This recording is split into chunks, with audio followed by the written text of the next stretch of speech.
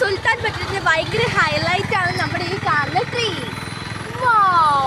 ഭയങ്കര അതിജീവിച്ച് വന്ന ഒരു ട്രീ ആണ് ഗായ്സ് ഈ കാണുന്നത്. നമ്മുടെ മഴക്കാലത്ത് കടവൊഴുകി വീണിട്ട് നമ്മുടെ ബത്തേരിക്കാരെല്ലാവരും കൂടി ചേർന്ന് ഈ മരത്തിനെ രക്ഷിച്ചെടുത്ത മരമാണ് നമ്മൾ ഈ കാണുന്നത്.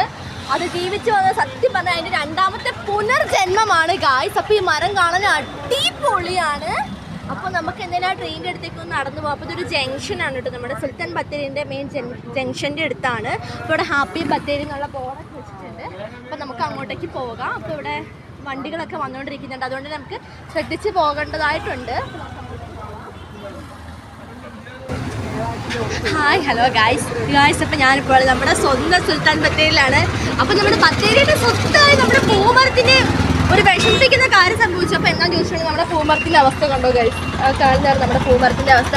അപ്പോൾ ഈ അടുത്ത ദിവസങ്ങളിൽ പെയ്ത മഴ കാരണം കടമൊഴുകി വീണ് നമ്മുടെ മരത്തിൻ്റെ അവസ്ഥ കണ്ടോ, വളരെ ദയനീയമാണ്. അപ്പോൾ നമ്മുടെ ബത്തേരിക്കാരെല്ലാവരും കൂടി ചേർന്ന് നമ്മുടെ മരത്തിനെ ഇപ്പോഴത്തെ എഴുന്നേൽപ്പിച്ച് നിർത്തിയിട്ടുണ്ട്. അപ്പോൾ നമ്മുടെ പൂമരം എന്തായാലും തിരിച്ചു വരുന്നുള്ള വിശ്വാസം നമുക്കുണ്ട്. അപ്പോൾ നമ്മളും അതിന് വേണ്ടിയിട്ട് കട്ട വെയിറ്റിംഗ് ആണ്.